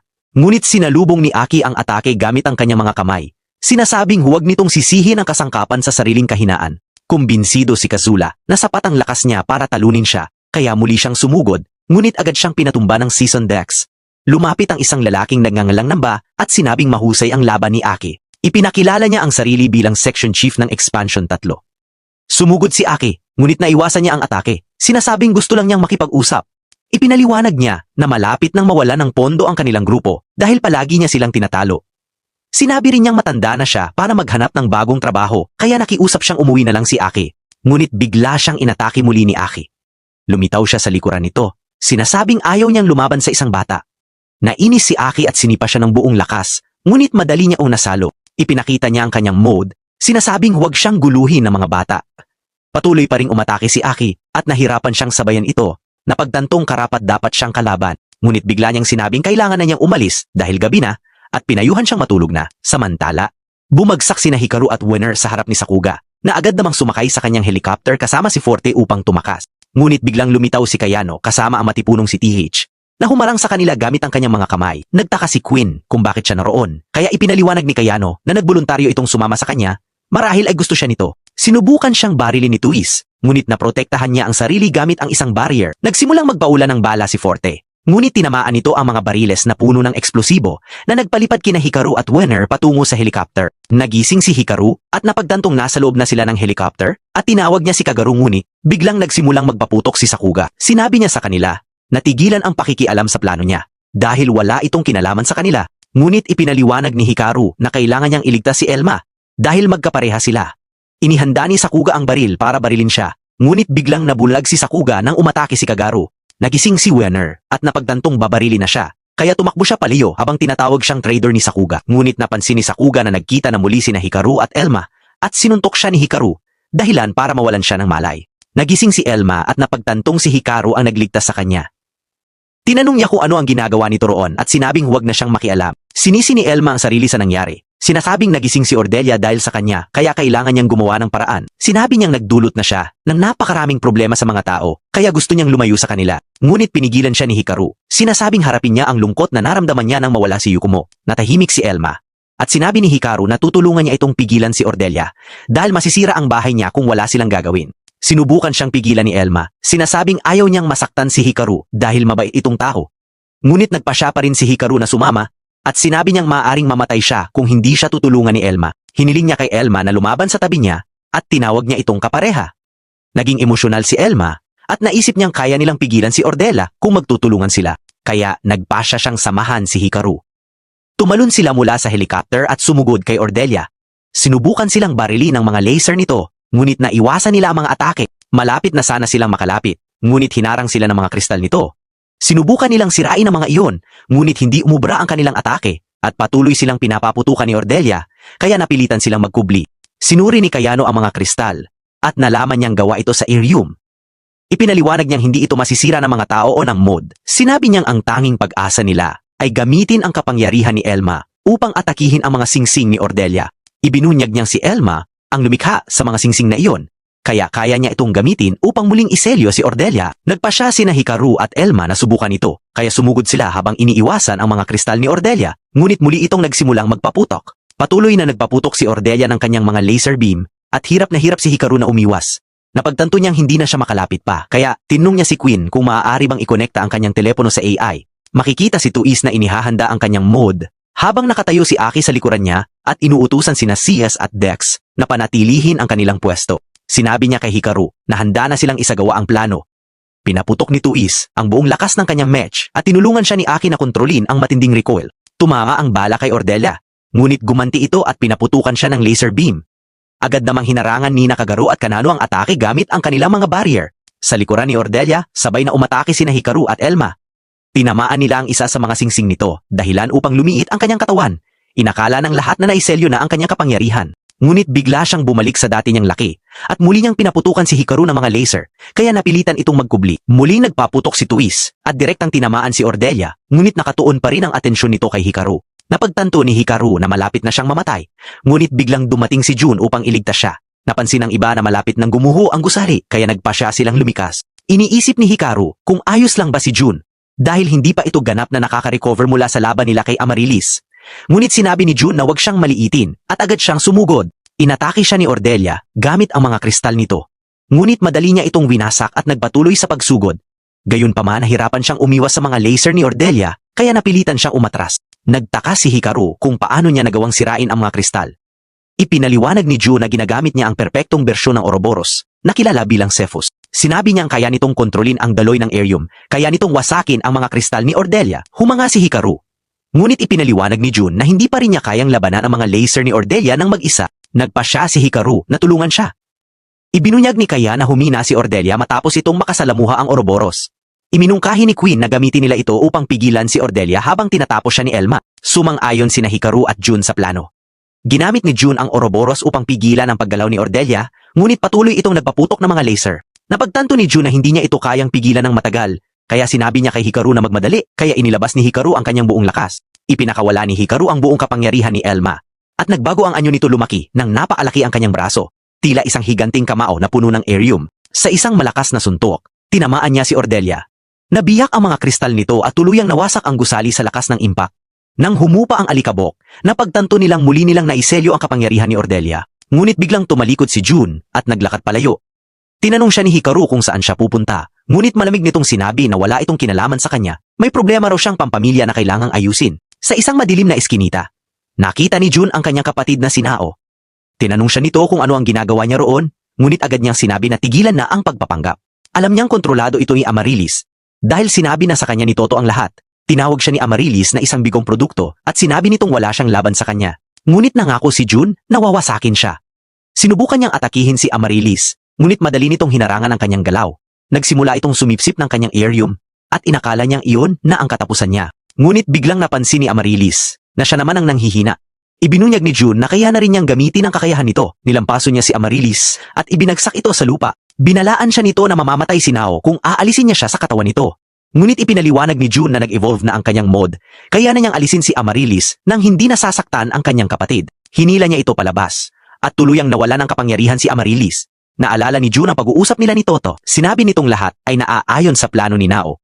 Ngunit walang nakaasa na si June mismo ang magnanakaw ng Ouroboros. Pinakiusapan siya nitong ibalik ito matapos ang laban, at nangakong papayagan siyang panatilihin iyon kapag natapos na ang lahat dahil maaari nitong pagalingin ang kanyang karamdaman. Ngunit nagalit si June. Pinaalalahanan si Toto na siya ang nag-udyok sa kanya na nakawin iyon. Hindi niya nais na sumunod lang sa plano ng kanyang kapatid. Samantala, bumalik tayo kina Hikaru. Nagpasalamat si Elma sa pananatili nito sa kanyang tabi. Hiniling niyang samahan pa rin siya ni Hikaru hanggang sa makabalik siya sa sarili niyang mundo. Nangako si Hikaru na hindi niya ito iiwan. Lumapit si Fist sa kanila at sinabi ni Elma na nakapag-move on na siya sa kanyang nakakaan. Panahon na raw upang makipagtulungan sila sa mga tao upang iligtas ang kanilang sariling mundo. Sa kabilang banda, nakita ni Queen si Toto at agad niyang tinawagan si Aki. Ngunit biglang bumagsak si Toto sa lupa. Sinabi ni Toto na kailangan nilang magmadali dahil nasa panganib si Hikaru. Agad na tumungo si Aki patungo sa kanya. Habang ipinaliwanag ni Toto na si Amaryllis ang kumokontrol kay Nao mula pa nang maging presidente ito, ibinunyag din niyang kontrolado rin ni Amaryllis ang mga naunang pinuno ng Kogami Group. Ngunit bago pa man masapian ang kanyang katawan, nakabuo na ng plano si Nao. Sa isang flashback, nakita ni Nao ang sarili niyang ama na kontrolado ni Amaryllis. Dahil dito, nagsimula siyang magsaliksik at natuklasang matagal nang nakikialam si Amaryllis sa kanilang mga ninuno upang sipsipin ang kanilang lakas buhay. Alam niyang maaring maging susunod na target si June kung wala siyang gagawin, kaya nagpasya siyang gumawa ng Ouroboros isang sandata na balak niyang gamitin upang sirain si Amaryllis at pagalingin ang kanyang kapatid. Ibinahagi niya ang planong ito kay Toto, ngunit sinabi nitong mas malakas si June kaysa sa iniisip niya. Ayon kay Toto, hindi nila dapat itago ang plano mula sa kanya. Pagbalik sa kasalukuyan, nagising si Nao at humingi ng tawad kay June dahil sa mga paghihirap na dinaanan nito. Inamin niyang hindi perpekto ang kanyang plano. Ngunit nagalit si June dahil pakiramdam niya ay hindi siya naiintindihan ng kapatid. Sinabi niyang ayaw na niyang tratuhin siya na parang bata na ipaliwanag niyang nagawa niyang talunin si Amaryllis, kaya hindi niya kailangan ng proteksyon ni Nao. Doon napagtanto ni Nao na tama si Toto. Humingi siya ng tawad dahil sa pagtrato niya kay June na parang bata. Nangako si June na hihigitan niya ang kanyang kapatid at balang araw ay siya ang magiging presidente ng kumpanya. Ngunit sinabi ni Nao na kailangan pa rin nilang ibenta ang lahat dahil magsisimula na ang huling yugto ng kanilang laban. Samantala, bumalik tayo kay Aki at sa iba pa. Sinabi ni Toto na hindi si Amaryllis ang tunay na utak sa likod ng lahat. Ibinunyag niyang si Alus ang tunay na kalaban. Biglang pinigilan ni Alus si Elma. Nagtaka si Hikaru kung ano ang ginagawa nito, ngunit tinakot siya ni Alus. Tinanggal niya ang kanyang maskara at doon napagtanto ni Elma na si Yakumo pala ito. Ipinaliwanag ni Fist na matagal nang patay si Yakumo, ngunit kinokontrol ni Alus ang katawan nito. Ayon sa kanya, nag-evolve si Alus dahil sa kapangyarihan ni Ordelia. Ipinaalala niya kay Elma na kailangan nilang iligtas ang lahat sa kanilang sariling mundo at kailangan nila si Ordelia upang magawa iyon. Sinabi ni Elma na hindi na nila maaaring gisingin muli si Ordelia dahil, ngunit, sinabi ni Elma na masyadong mapanganib si Ordelia. Ipinaliwanag ni Fist na ang kailangan lang nilang gawin ay sirain ang selyo nito upang mamanahin nila ang kapangyarihan ni Ella. Ibinunyag niyang ginugol niya ang nakalipas na 100 taon sa pagsasaliksik. Kaya alam niya kung paano kontrolin ang kapangyarihan ni Ella at gamitin ito upang i-evolve ang ibang mga mod para ang kanilang mga katawan ay makagawa na ng sariling Aerium. Naniniwala si Elma na imposibleng kontrolin ang kapangyarihan ni Ella. Ayon sa kanya, magdurusa ang mga tao kung susundin nila ang plano ni Fist. Ngunit wala itong pakialam. Sinabi niyang hindi na nila kakailanganin ng mga tao kapag kaya na nilang lumikha ng Aerium. Inalok pa niya si Elma na maging kanang kamay niya at nangakong maaari nilang pamunuan ang mundo nang magkasama. Ngunit tumanggi si Elma. Ayaw niyang isakripisyo ang mga tao para lamang makamit ang kanilang layunin. Dahil dito, nagpasya si Fist na kunin siya sa pamamagitan ng puwersa. Ginamit niya ang kanyang mga kadena upang kontrolin si Elma at sinabi niyang muli niyang pakakawalan si Ordelia. Sinubukan siyang pigilan ni Hikaru, ngunit hindi siya pinansin ni Fist. Dumating ang mga kaibigan ni Hikaru at nagtanong kung ano ang nangyari. Ipinaliwanag niyang dinukot si Elma, kaya nagpasya silang iligtas ito. Samantala, nakita si Fist na papalapit kay Ordelia. Dumating si Aki kasama ang iba at napagtanto nilang niloloko pala sila nito sa lahat ng oras. Ngunit sinabi ni Fist na hindi niya sila nilinlang dahil ang tunay na layunin ng ARMS ay iligtas ang mga mod. Sumugod si June at hinablot si Elma habang sinipa naman ni Aki si Fist palayo. Sinubukan niyang umatake muli ngunit ginamitan siya ni Fist ng kadena at napigilan. Tinawag ni Fist si Amaryllis na nakatagong pala sa katawan ni June. Sinabi ni Amaryllis na kailangan niya ng kapangyarihan kaya tinurukan siya ni Fist ng isang solusyon na nagpaibago sa kanya bilang isang napakalaking halimaw. Inatake niya si Aki at gustong tumulong ni Hikaru ngunit pinigilan siya ni June. Sinabi nitong tumakas na siya kasama si Elma. Ginamit ni June ang Ouroboros upang umatake. Ngunit hindi ito umubra. Ibinunyag ni Fist na kaya niyang kontrolin ang lahat ng teknolohiya ng Kogami Group. Pinabagsak ni Amaryllis si June at handa na siyang tapusin ni Fist. Sinubukan ni Hikaru na pigilan ito, ngunit natalo rin siya. Muli sanang kukunin ni Fist si Elma, ngunit sinabi ni Hikaru na partner niya ito at hindi niya hahayaang may kumuha sa kanya. Biglang may sumiklab na liwanag na tumama sa katawan ni Fist. Napagtanto niyang umabot na sa limitasyon ang kanyang katawan, naabot na ng katawan ni Fist ang hangganan nito. At napansin ng lahat na napanatili niya ang katawan ni Yuka sa pamamagitan ng pag-convert dito bilang isang makina. Bila niyang hinablot si Hikaru at lumipad palayo kasama siya. Makikita si Fist na ginagamit si Elma upang gisingin si Ordelia at inutusan niya si Amaryllis na bantayan siya habang sinisipsip niya ang kapangyarihan ni Ella. Ramdam niya ang lakas na dumadaloy sa kanyang katawan. Kaya ginamit niya ito upang lumikha ng isang madilim na ulap na sumisipsip ng aerium ng lahat sa paligid.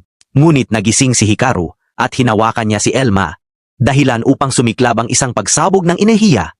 Nahihirapan si Fist na hawakan si Elma kaya napilitan siyang bitawan ito at nakuha ni Hikaru. Nawalan siya ng braso at dahil dito ay nagalit siya at sinubukang patayin si Elma.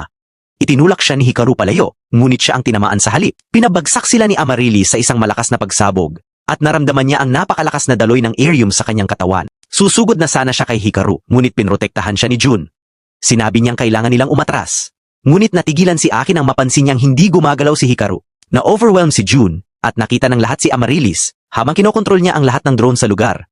Makikita na nakatakas si Aki kasama ang kanyang mga kaibigan at nakarating sila sa kampo bago siya tuluyang bumagsak. Napansin ni Kuwai na nagbago ang anyo ni Fist matapos makuha ang kapangyarihan ni Ella at sinabi niya magsasanib ang kanilang aerium sa loob ng mas mababa sa 30 minuto. Ipinaliwanag ni Natra, ang pinuno ng analysis team, na maaaring sirain ni Fist ang mundo kapag nangyari iyon.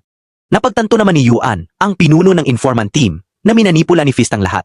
Sinabi ni Mary, ang pinuno ng security team, na gusto niyang lumaban. Naisip ni Amama na kasuklam-suklam si Fist dahil handa niyang isakripisyo ang mga tao para sa kanyang layunin. Dahil dito, nagpasya ang lahat na lumaban dahil gusto nilang protektahan ang lungsod. Makikita si Hikaru na ginagamot at sinabihan ni Queen si Aki na huwag pilitin ang sarili dahil hindi pa siya ganap na nakaka-recover. Ngunit sinabi niya nag-aalala siya kay Hikaru at agad siyang tumayo muli. Binantayan ni Nao si June at inutusan niya si Toto na asikasuhin si Fist dahil ayaw na niyang masaktan pa ang kanyang kapatid. Inutusan din niya si Nakadzua at TS na